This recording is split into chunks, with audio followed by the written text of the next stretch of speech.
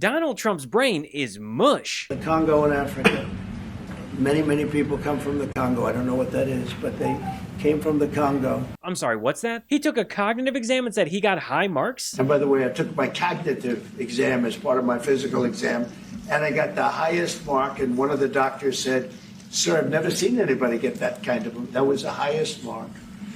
I hope you're happy with that, although they haven't been bugging me too much to take a cognitive, but I did do my physical and it was released. I hope you're all happy with it. I notice there's no question, so probably you are. But the cognitive, they said to me, "Sir, would you like to take a cognitive test?" I said, "Did Biden take one?" "No." "Did anybody take one?" "No, not too many people took them." I said, what about Obama? Did he take one?" "No, he didn't take one either." I said, "Let me be the only one to take one."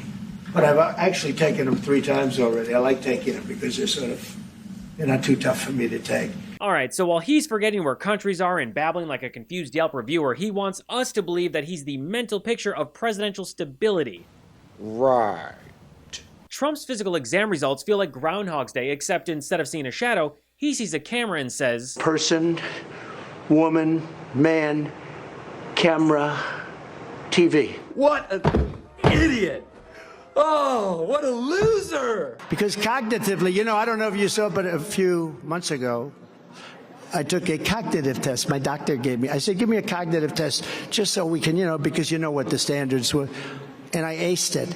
No, I had a second test. I aced it. I aced both of them. Not easy to ace. Look, I got to take it because I got to shut it up. And I took it, and I aced it. I think it was 30 questions. And let me tell you, they always show you the first one, like a giraffe, a tiger, or this or that, a whale. Which one is the whale? Okay, and that goes on for 3 or 4, and then it gets harder and harder and harder, and then it's multiplied 3,293 times 4, divide by 3. They have plenty of tough stuff. Ronnie, I said, "Well, is it hard?" He said, "Yeah, it's hard. The last 3 quarters are pretty hard, right? The first question's easy." I said, "Well, let's do it, Ronnie. Let's do it." Did I ace it? I aced it. He said I aced it. Yep, totally sharp as ever. Nothing to worry about here, folks. Especially when this is the same person who says that he wants to deport U.S. citizens to foreign prisons. On camera, in the Oval Office, with El Salvador's self-proclaimed coolest dictator grinning next to him like it's a bad buddy cop movie. Homegrown criminals next. Yeah. I said, homegrowns are next. The homegrown, it's built. You got to build about 5 more places. Yeah, that's big. All right. It's not big enough. No, yeah, come on. So this is a much different office than you. Homegrowns are next, aka U.S. citizens. Not criminals, not undocumented immigrants, just Americans he doesn't like. That's not policy, that's cognitive decline meets fascist instinct, and somehow we're supposed to treat it like normal executive decision making. You mentioned that you're open to deporting individuals that aren't foreign aliens but are criminals to El Salvador. Does that include potentially U.S. citizens, fully naturalized Americans? If they're criminals and if they hit people with baseball bats over their head that happen to be 90 years old, and if they rape 87-year-old women in Coney Island, Brooklyn, yeah, that includes them. Why do you think there's a special category of person? They're as bad as anybody that comes in. And then he said it again on Fox Noticias because remember, cruelty is the point. I call them homegrown criminals. Yes. I mean, the homegrowns. The ones that grew up and something went wrong and they hit people over the head with a baseball bat. We have, and push people into subways just before the train gets there, like you see happening sometimes. We are looking into it and we want to do it. I would love to do that. But Trump wants you to know that he's not in any sort of mental decline because he aced his cognitive exam. I took a cognitive test, and I don't know what to tell you other than I got every answer right. This is the same guy who crashed the market with a bunch of impulsive tariffs. And then he had the gall to tell Americans that it was supposed to hurt, comparing our collapsing economy to a doctor diagnosing a patient. Well, I mean, it's to be expected where this is a patient that was very sick. So it was a sick patient. It went through an operation on Liberation Day. And it's going to be a booming country. I think it's going very well. It was an operation, like when a patient gets operated on, and it's a big thing. I said this would exactly be the way it is. Right, except the doctor here is Trump, and the operation is blow up the global economy with no anesthesia. And just when the pain hit and the markets were in free fall, Trump manipulated the recovery, posting, "It's a great time to buy," then pausing the tariffs a few hours later so his billionaire friends could cash in while your 401k went straight to hell. This is Charles Schwab.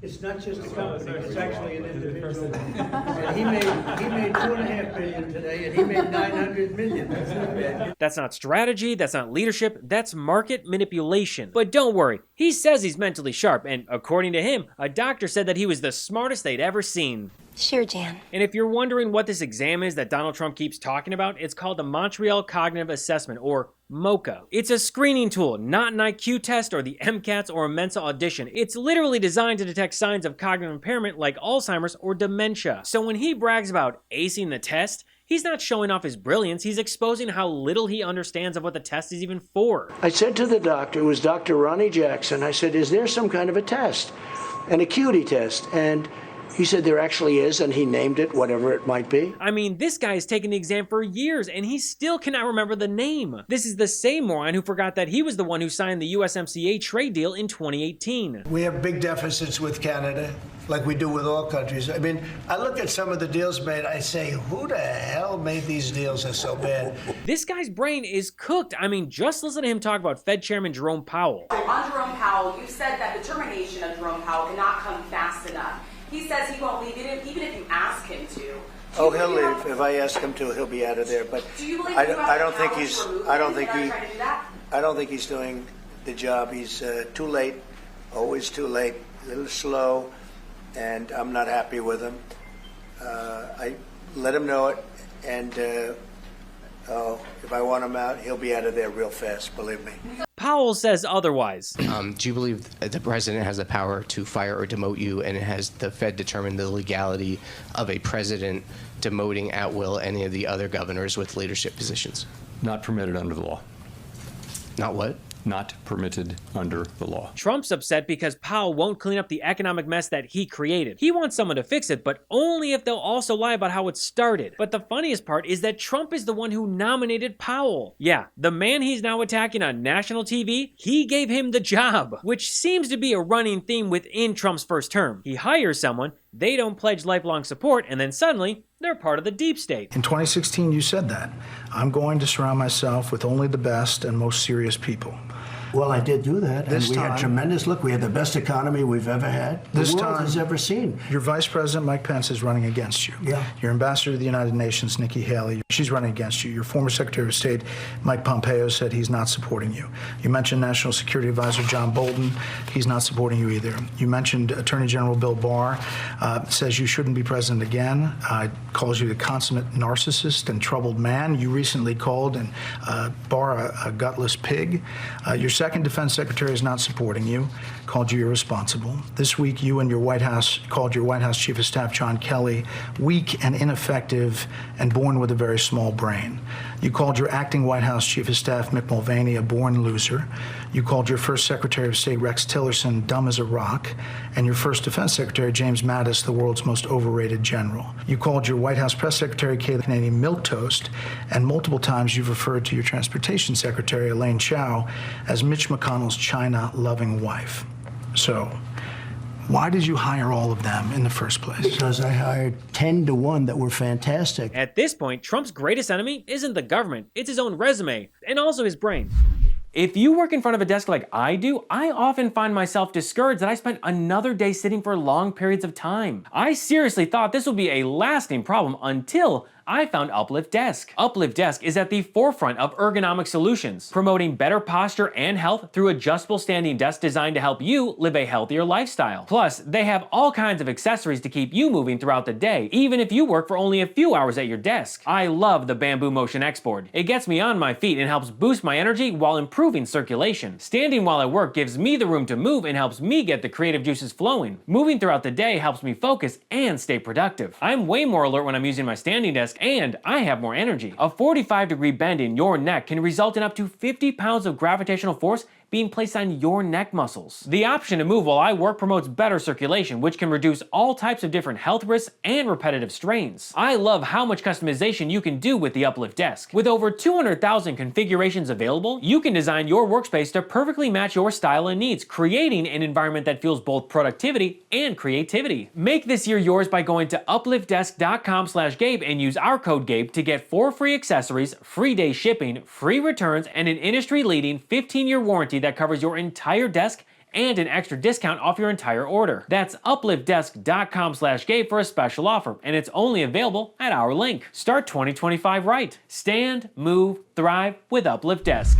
So when he tells us that his brain is fine, that he aced the cognitive exam, that a doctor said, "Sir, I've never seen anyone get this kind of score," we're supposed to believe him? But that's the suspended disbelief that Trump demands from everyone. The same kind of delusion where his doctor says exactly what he wants him to say, just to keep people from asking what's really going on. Like his current doctor, who after a nearly 5-hour physical declared that Trump was in excellent health, citing the results of his exam and his frequent victories in golf. Because nothing screams peak performance like cart rides and mulligans. Also, he mentions in the report that there's scaring, not scarring, on his ear. But if we look at photos that were taken right after the shooting happened and the Band-Aid came off his ear, it looks like there was no scar, no damage whatsoever, which is highly suspect. The same doctor also claimed that Trump is 6'3" and weighs 224 pounds. Yeah, right. Those are the exact same measurements of Joe Burrow, an NFL quarterback who looks like he jogs between endorsement deals. Or Lamar Jackson, a guy who runs a 4.3-second 40. Trump's not built like a quarterback, he's built like a quarter pounder. I mean, shit, if he's 224, then I'm 6'5" and invisible. But of course, that's not the first time that a Trump doctor delivered a glowing report straight out of fan fiction. Trump's former doctor, Harold Bornstein, who, before passing away a few years ago, once wrote in 2015, "If elected, Mr. Trump, I can state unequivocally, will be the healthiest individual ever elected to the presidency." By the way, Bornstein was a gastroenterologist inherited from Trump's father, so the whole thing felt a little sketchy from the start. And surprise, it was, because later Bornstein admitted that Trump forced him to write it. He dictated, he being Trump, he dictated that whole letter. I didn't write that letter, meaning that Trump dictated what he wanted to go into it, and essentially Bornstein wrote it up. He did say, he compared it to the movie Fargo, and he said it takes the truth and moves it in a different direction. Think about that. Now, Bornstein tells us that he was in a car with his wife when he was on the phone with then candidate Trump in December of 2015. And she was going through with Trump what he could say and what he couldn't say. Trump was dictating what he wanted in that letter, and Bornstein was saying, okay, you can say that, you can't say that. He then came here to the office. He wrote it up. Trump's office later picked it up. He said around 4 p.m. Shocking. Who could have guessed that an overweight, Adderall-addicted fast food monster with a side of Diet Coke and a main course of rage tweeting would have terrible health and the ego to fake his own medical report? A rather bizarre new allegation from President Trump's former private physician. NBC News is reporting that Dr. Harold Bornstein says shortly after President Trump took office, only a couple weeks or so, the president's personal bodyguard and a top lawyer for the Trump organization suddenly came into his office, made off with all of the president's medical records going back decades. Here's more from Dr. Bornstein. What exactly were they looking for? All his medical records, his pictures, anything they could find. We must have been here for 25 or 30 minutes. We created a lot of chaos. I couldn't believe anybody was making a big deal about a drug that's to grow his hair, which seemed to be so important. And it certainly is not a breach of medical trust to tell somebody they take Propecia to grow their hair. What's the matter with that? That's suspicious. Remember when pill mill doctor and Trump sycophant Ronnie Jackson said that Trump could live to be 200 years old? You know, I told the president that if he had a healthier diet over the last 20 years, he might live to be 200 years old. I don't know. And of course, Trump has always been obsessed with proving that he's healthier than Obama. He loved looking at my body. It was so strong, powerful. But he said, I'm the healthiest president that's ever lived. And he said I was the healthiest president he feels in history. So I liked him very much immediately. In fact, he said if I didn't eat junk food, I would live to 200. That's what he said. He took care of Bush, Obama. Did anybody ever hear of Barack Hussein Obama? Yes. Took care of Obama, And he took care of Trump. And they said, who's the healthiest of those presidents? And he said, without question, it's Donald J. Trump. And I said, I love this guy. Who is the most? He was the doctor for Obama, Bush, and Trump. That's pretty good, right? White House doctor for the three of us. He said, the press, who is the healthiest of the three? He said, definitely it's Donald Trump. There's not even a contest. And I love that guy. And they asked him, who's the healthiest of the three? He said, it's not close. It's Donald Trump. And from that moment, I love this guy. Right? Thank you, Ronnie. Obama lives rent-free in Trump's head, right next to the part of his brain where he thinks this is a flex. Person, woman, man, camera, TV. Trump isn't just sad, he's a pathetic loser.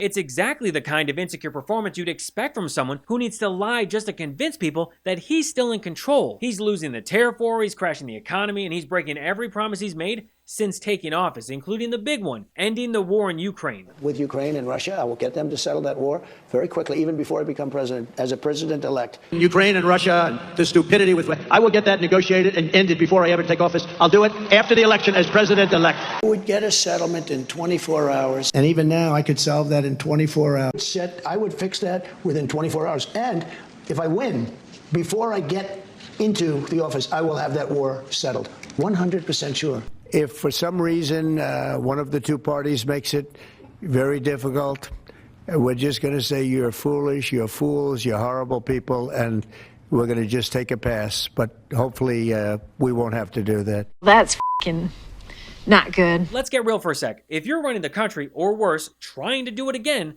bragging about passing a test designed to catch early signs of dementia isn't the win you think it is. Believe me, this is not proof that Donald Trump is a very stable genius. It's proof that he told his doctor what to write like he's done every time in the past. Trump desperately wants you to believe that he finished this Olympic level exam when really all he had to do was name some animals and draw some clocks. This is not strength. This is a man who keeps repeating the same story over and over and over again because he doesn't remember that he already told it. And if that doesn't scare you, it should.